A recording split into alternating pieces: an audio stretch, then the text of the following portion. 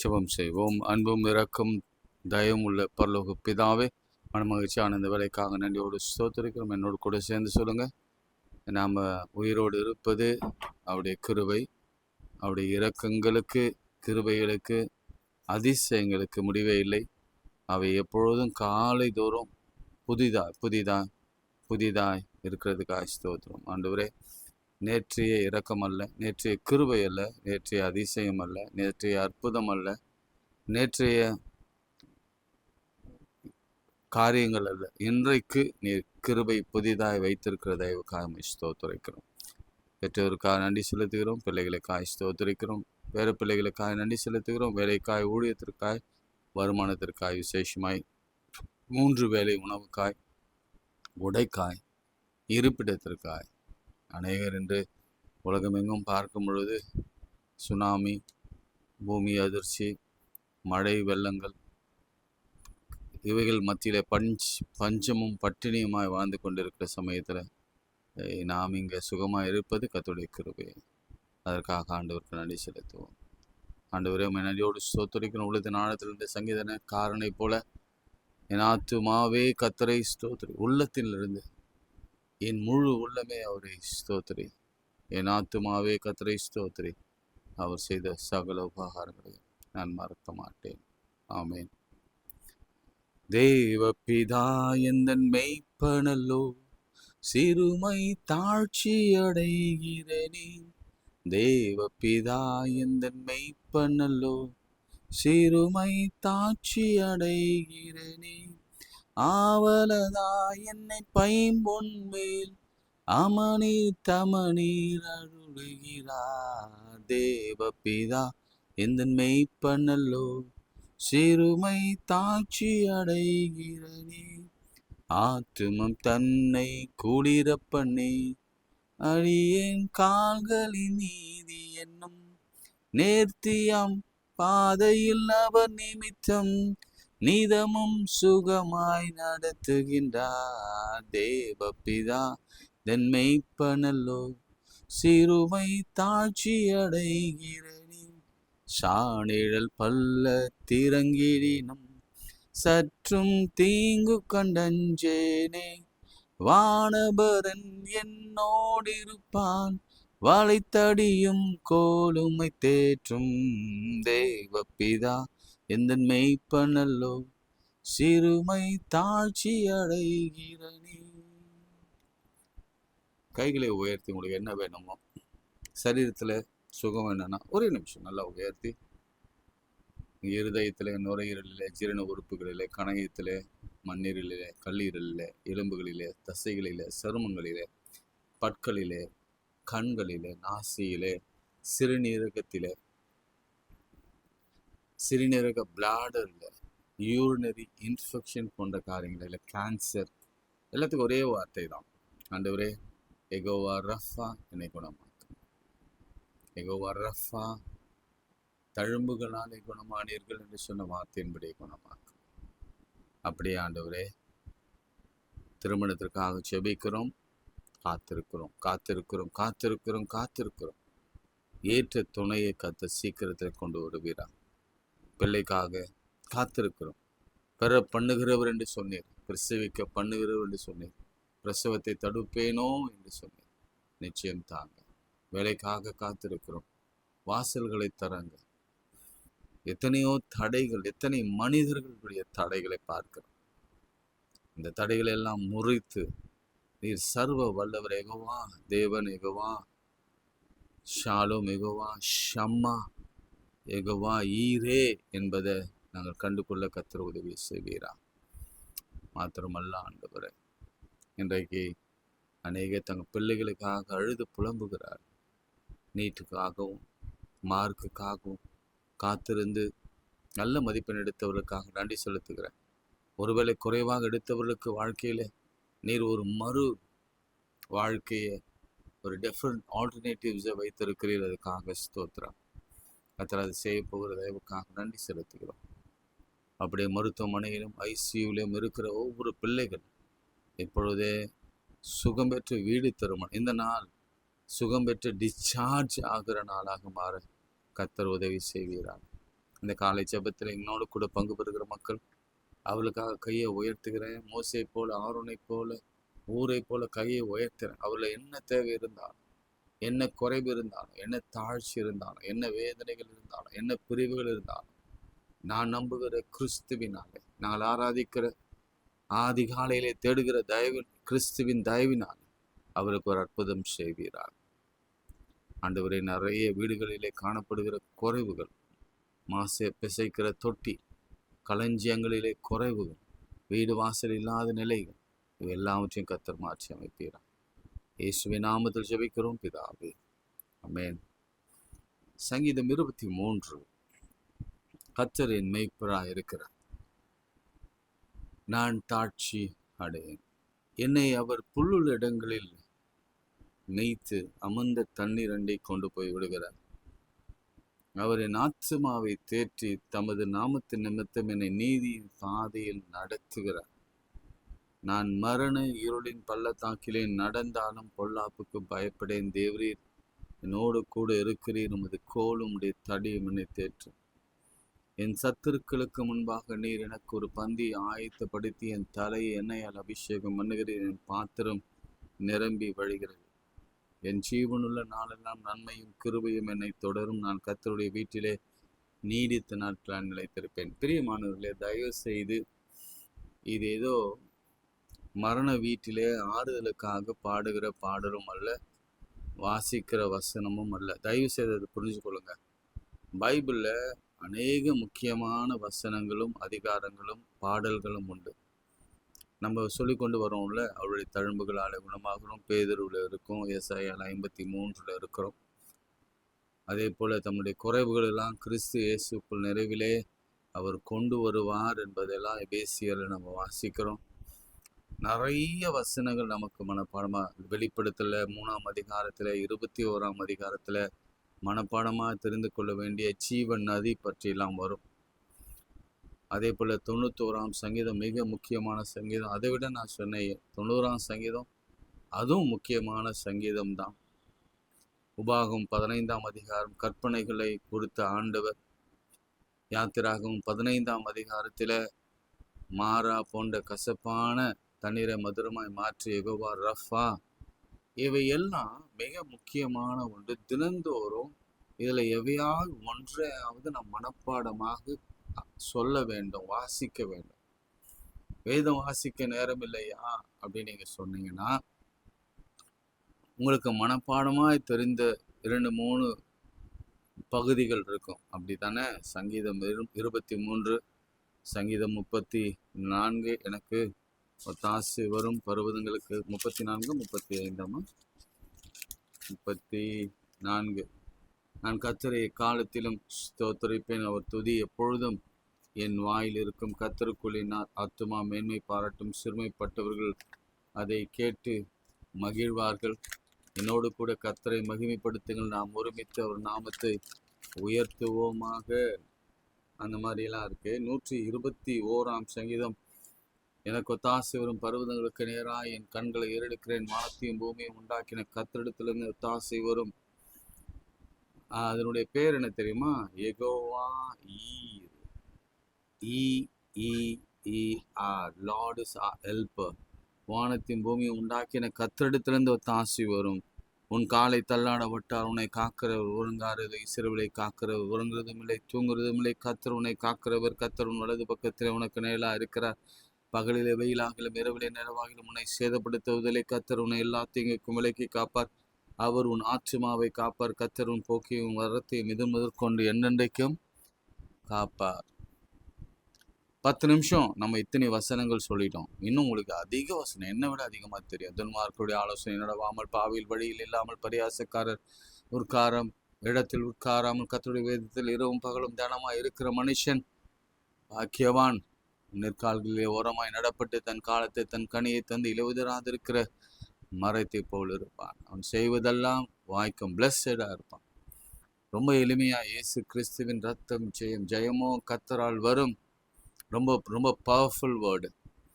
தாவீதின் குமாரனே இறங்கும். Powerful word. தாவீதின் குமாரனே எனக்கு இறங்கும், எனக்கு இறங்கும், எனக்கு இறங்கும் என்று முன்னிலும் அதிகமாய் கூப்பிட்டான். ரொம்ப முக்கியமான வார்த்தை. இன்றைக்கு அப்படிதான் அவர் மேய்ப்பராக இருக்கிறார். இயேசு கிறிஸ்து வந்த பொழுது அவர் சொன்னார், நானே நல்ல மேய்ப்பன் தன் நாடுகளுக்காக தன் ஜீவனை கொடுக்கிறான். ஆண்டவர் இஸ்ரேல் மக்களை வழிநடத்தின பொழுது அவர் சொன்ன வார்த்தை, நான் உங்களை எப்படியெல்லாம் தோளின் மேலே சுமந்து ஒரு தகப்பனை போல நடத்தினேன். அவர் அங்கேயும் மேய்ப்பனாக அவளை வழி நடத்தினார். இந்த சங்கீதத்தின் ஆச்சரியம் என்னன்னா, நீங்க இதை படிக்கும் பொழுது 6 வசனங்கள் இருக்கிறது. இந்த மூன்று பகுதிகளாக நீங்க அதை பிரிச்சிங்கன்னா, 4ஆம் பகுதியில நடுவுல ஒவ்வொரு சென்டென்ஸா நீங்க ஆங்கிலத்துல பிரிச்சிங்கன்னா அல்லது தமிழ்ல பிரிச்சிங்கன்னா கூட சென்டர் சென்டென்ஸ் என்ன தெரியுங்களா? நம்முடைய வாழ்க்கையில நமக்கு சென்டரான ஒரு வார்த்தை எதுன்னு சொன்னோம்னா, பைபிள்லேயே ஒரு சென்டரான வார்த்தை. இது மையம் அல்ல, இருந்தாலும் மையம் எது என்று எனக்கு தெரியல இப்போதைக்கு. ஆனால் ஒருவேளை நீங்கள் உங்கள் வேதாகம அறிஞர்களோடு கலந்து பைபிளில் சென்டர் வேர்ஸ் எது என்று நீங்கள் கண்டுபிடிங்க. எது சின்ன வசனம் உங்களுக்கு யார் கேட்டாலும், குழந்தை கேட்டாலும் சொல்லுவோம், இயேசு கண்ணீர் விட்டார் என்று சொல்லுவீங்க. ஒரு அதிகாரம் எது என்று கேட்டாலும் நீங்கள் சொல்வீங்க. இதில் சென்டர் சென்டென்ஸ் என்னன்னா, தேவரீர் என்னோட கூட இருக்கிறீர், அதுதான் சென்டர் சென்டென்ஸ். என்னோட கூட ஒரு 3 முறையாவது சொல்லுங்க. தேவரீர் என்னோடு கூட இருக்கிறீர், தேவரீர் என்னோடு கூட இருக்கிறீர், தேவரீர் என்னோடு கூட இருக்கிறேன். பிரியமானவர்களே, ஒரு அழகிய பாடல்ல அது அந்த பாடல்ல அந்த கானான் பற்றி ஒரு வரி வரும். நாங்கள் கானான்னு தான் பெருசாக நினைச்சோம், ஆனால் கானானுக்கு சொந்தமான கர்த்தரை பெருசாக நினைக்கவே இல்லை. கானான் விடைய பெரியவர் நம்முடைய கர்த்தர். அவர் நம்ம கூட இருக்கணும். மோசே அதான் சொன்னான், நீங்க என்னோட வராவிட்டால் நான் ஒரு அடி கூட எடுத்து வைக்கவே மாட்டேன். தேவ பிரசன்னம் மெகோவா ஷம்மா. இன்றைக்கு கர்த்தர் கொடுக்கிற ஒரு ஆழமான நம்பிக்கை என்னன்னா, நீங்க அதை மறக்கவே மறக்காதீங்க. எந்த சூழ்நிலையும் அவர் அன்பி நின்று என்னை பிரிக்காது காத்து கொள்வார். என்னை நம்பி அவர் தந்த பொறுப்பதனை அவர் வரும் வரை காத்து கொள்வேன். இதுல முக்கியமான ஒரு வசனம், நல்லா கவனிங்க. எனக்கு அப்பா, அம்மா, பிள்ளைகள், மனைவி, பேர பிள்ளைகள், வீடு இருக்கு, நிலம் இருக்கு, ஆஸ்தி இருக்கு, கர்த்தர் கொடுத்திருக்கிறார். இல்லை ஒருத்தருக்கு எதுவுமே இல்லை, வேலை இல்லை, குழந்தை இல்லை, திருமணம் ஆகலை, கணவன் பிரிஞ்சு இருக்கிறாங்க, வறுமையில் இருக்கிறாங்க, கடனில் இருக்கிறாங்க, பணம் இல்லை, வியாதியில் இருக்கிறாங்க, மருத்துவமனையில் இருக்கிறாங்க. யாரும் இல்லை என்று சொல்லுகிறவர்கள் அனைவரும் உண்டு. எனக்கு எல்லாம் இருக்கு என்று சொல்லுகிறவர்களும் உண்டு. ஆனா எல்லாம் இருக்கிற இடத்துல நான் கேட்கிறேன், தேவரீர் அவளோடு கூட இருக்கிறாரா? எல்லாத்தையும் இழந்த ஒரு இடத்துல சொல்ற, எதுவுமே இல்லாத ஒரு இடத்துல சொல்ற, தேவரீர் உங்களோடு கூட இருக்கிறார். இதுதான் வித்தியாசம். தேவன் நம்மோடு கூட இருக்கிறார், கர்த்தர் நம்மோடு கூட இருக்கிறார். ஒரு மெய்ப்பன் என்ன செய்வான் உங்களுக்கு தெரியும். அவர் சொன்னார், ஒரு மெய்ப்பனுக்கு 100 ஆடுகள் இருந்தது. அது ரொம்ப வியப்பா இருந்தது எனக்கு. 99 ஆடுகளை வனாந்தரத்துல விட்டுட்டு, ஆச்சரியம் அது இல்ல. ஏன்னா அதுல ஒரு ஆடு காணாம போனா கூட இந்த மெய்ப்பன் தான் பொறுப்பாளி. அது ஒருவேளை வழி தப்பி 90 ஆடும் போயிடுச்சுன்னா, 99 ஆடும் போயிடுச்சுன்னா இன்னும் மோசம். ஆனா ஒரு இடத்துல அந்த ஆடுகள் எல்லாவற்றையும் விட்டுட்டு, அந்த ஒரு ஆட்டுக்காக அந்த மெய்ப்பன் தேடி போய், அது முள்ளுள்ள இடங்களில இருக்கிறது, பள்ளத்தில் இருக்கிறது, பாதாளத்தில் இருக்கிறது, தாழ்வில் இருக்கிறது, வியாதியில் இருக்கிறது, வருத்தத்தில் இருக்கிறது, மரண இருளில் இருக்கிறது, கார் இருளில் இருக்கிறது என்பதை அறிந்து அதை தேடி கண்டுபிடித்து தன் தோளின் மேல் போட்டு சந்தோஷத்தோடு திரும்பி வந்து சொல்லுவான், நான் தொலைத்தேன், நான் கண்டுபிடித்தேன். இதுதான் ஆண்டவர் நமக்காக வந்தது. ஆண்டவர் யாரோடு இருக்கிறார் என்று நான் உங்களுக்கு ஆழமாய் சொல்ல விரும்புகிறேன். யாரெல்லாம் மரண இருளின் பள்ளத்தாக்கிலே இருக்கிறார்களோ, இந்த சங்கீத பாடல்ல பார்க்கிறோம், சத்துருக்களுக்கு முன்பாக நிற்கிறாங்களோ, நீதி இல்லாம அநியாயமாய் நடத்தப்படுகிறார்களோ, தாழ்ச்சியில இருக்கிறாங்களோ, தாழ்ச்சின்னா என்ன, தாழ்வில் இருக்கிறாங்களோ, தண்ணீர் இல்லாத ஒரு வறண்ட வாழ்க்கை வாழ்ந்து கொண்டிருக்கிறார்களோ, கொஞ்சம் கூட புல் இல்லை, கொஞ்சம் கூட தண்ணீர் இல்லை, கொஞ்சம் கூட வழி இல்லை, கொஞ்சம் கூட பயணத்தை மேற்கொள்ள முடியல, ரொம்ப கஷ்டமான சூழ்நிலையில இருக்கும் பொழுது, தேவரீர் என்னோடு கூட இருக்கிறீர், உமது கோலும் உமது தடியும் என்னை தேற்றும். அநேக ஆசிரியர்கள் சொன்னதை நீங்க கேட்டிருப்பீங்க. என்ன சொல்லிடுவாங்கன்னா, கோல் எதுக்கு, கோல் கொஞ்சம் உயரத்திலே இருக்கிற 2 விஷயம் பயன்படும். ஒன்று, உயரத்திலே இருக்கிற இலை தழைகளை பறித்து ஆடுகளுக்கு கொடுப்பதற்காக, அல்லது அந்த கோலுக்கு முனையில ஒரு வளைவான கொடை, அந்த வளைவு இருக்கும்ல, அந்த மாதிரி ஒரு வளைவு இருக்கும். விலகி போகிறவர்களை அந்த அந்த அந்த கொக்கி அப்படி அந்த அதுல போட்டு மாட்டி, லைட்டா மாட்டாது அப்படியே இழுத்து கொஞ்சம் அந்த கயிறுல பிடிச்சி இழுத்தா அது வழிக்கு வந்துடும். எனவே நம்மை பராமரிக்க, போஷிக்க, வழி நடத்த, ப்ரொவிஷன் அப்படின்னு ஒரு வார்த்தை. பல வியாதிகள், பல பலவீனங்கள், நோய்கள், பல பிரச்சனைகள் நம்மை சுற்றிலும் இந்த காலகட்டத்தில், இந்த கடைசி காலகட்டத்தில், ஐ டோன்ட் நோ, எனக்கு அப்படி நேருகிறதுனால எனக்கு தோணுதானு தெரியல, பல உபத்திரவங்களை நாம் சந்தித்து வருகிறோம், தாழ்ச்சிகளை சந்தித்து வருகிறோம். பைபிள்ல நிறைய பேர் அப்படி போனாங்க. யோசேப்பு பாருங்க, உங்களுக்கு தெரியும், தன்னுடைய சகோதரர்களால் வெறுக்கப்பட்டு மரண இருளின் பள்ளத்தாக்கிலே போட்டாங்க. அங்கேயும் தேவரீர் அவனோடு இருந்தார், எழுப்பினார். அவனை குழியிலிருந்து அரசு அவையில் இருக்கிற ராஜாவின் ஆசனத்திலே, சிங்காசனத்திலே அமர வைத்தார். மரண இருளில் இருந்து ராஜாவின் அரண்மனையிலே கொண்டு போய் சேர்த்தார். அநேக உதாரணங்கள் நான் சொல்லிக்கொண்டே போக முடியும்.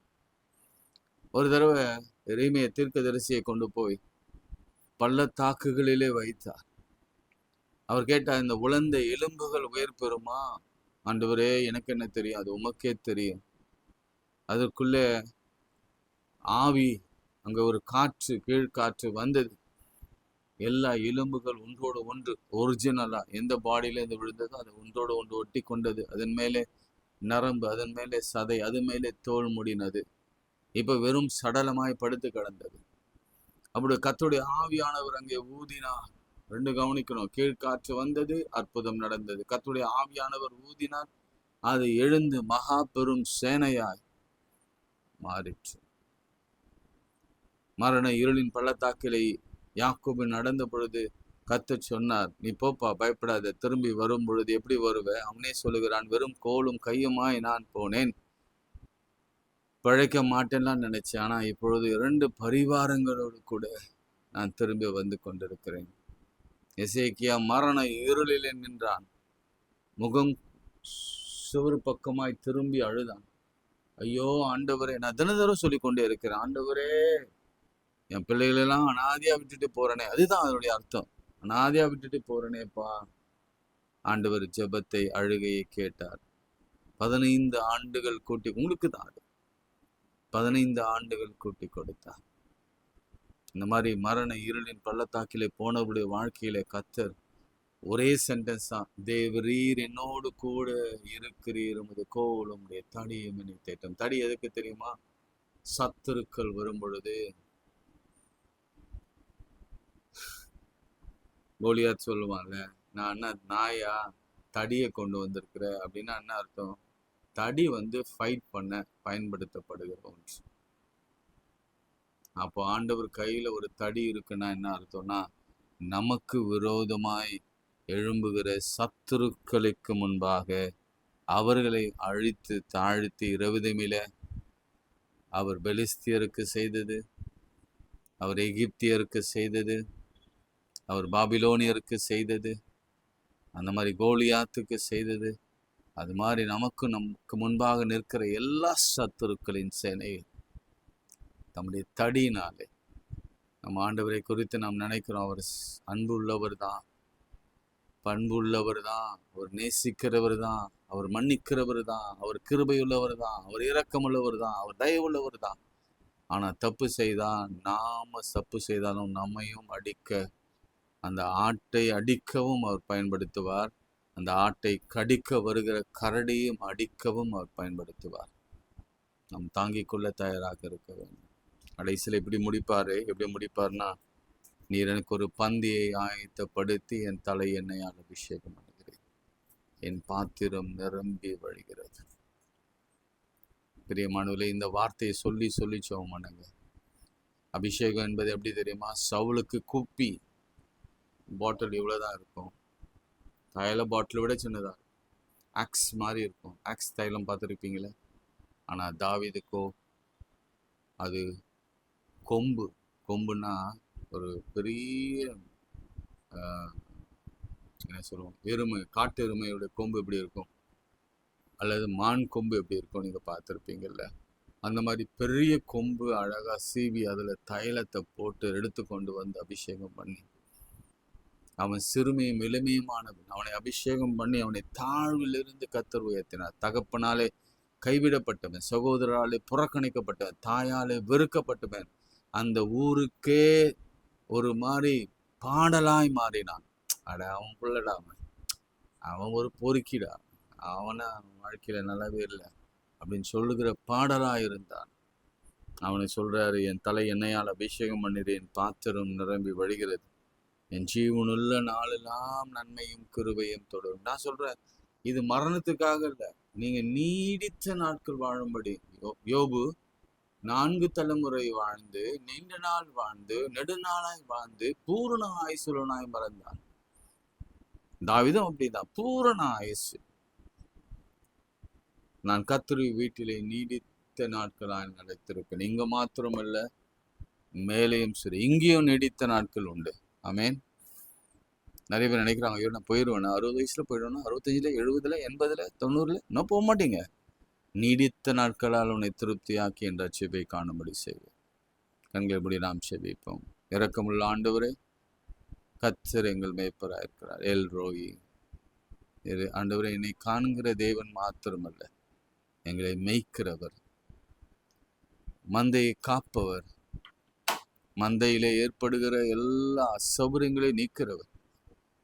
ஒரு மந்தையில இருக்கிற ஆட்டுக்கு கால்கள் கைகள் முறிந்தால் அதை காயம் கட்டுகிறவர். சில நேரங்களில் அது ஓடினால் அது அடித்து அதுக்கு காயமும் கட்டுகிற தேவன். புல்லுள்ள இடங்களில் மடக்கி மேய்த்து அமர்ந்த தண்ணீரண்டை கொண்டு போய் விடுகிறவர். பள்ளத்தாக்கிலே நடந்தாலும் அங்கேயும் இருக்கிறீர், எழுப்புகிறீர். இது கோலும் என்னை தடியும் என்னை தேற்றுகிறது. Compassionate God. நல்ல தேற்றப்படுகிறீங்க, இப்போ கர்த்தரால் தேற்றப்படுகிறீங்க, பயப்படாதீங்க. ஆண்டவர் இந்த சூழ்நிலை எல்லாவற்றையும் கர்த்தர் மாற்றுவார், இந்த சந்தர்ப்பங்களை மாற்றுவார், இந்த எதிராளிகளையும் வியாதிகளையும் பலவீனங்களையும் நோய்களையும் கர்த்தர் நிச்சயமாக இந்த இரவு பொழுதே மாற்றுவார். மரண இருளின் பள்ளத்தாக்கிலே நடந்தாலும் பொல்லாப்புக்கு பயப்பட என் தேவரீர் என்னோடு கூட இருக்கிறீர். என்பது கோளுடைய தடியும் என்னை தேற்றும். என் சத்துருவுக்கு முன்பாக என் பந்தியை ஆயத்தப்படுத்தி என் தலையெண்ணையால் அபிஷேகம் பண்ணிறேன், பாத்திரம் நிரம்பி விடுகிறது. ஜீவன நாட்கள் எல்லாம் 120 வருஷம் நன்மையும் கிருபை என்னை தொடும். நான் கர்த்தர் வீட்டில் நீடித்த நாட்கள் நிலைத்திருப்பேன். இயேசுவின் நாமத்தில் ஜெபிக்கிறோம் நல்ல பிதாவே, ஆமேன். நமது ஆண்டவராகிய இயேசு கிறிஸ்துவின் கிருபை, பிதாவாகிய தேவனுடைய அன்பு, பரிசுத்தாவின் ஐக்கியம் நம் அனைவரோடும் என்றும் சதா காலம் நிலைத்திருப்பதாக. ஆமேன். God bless you.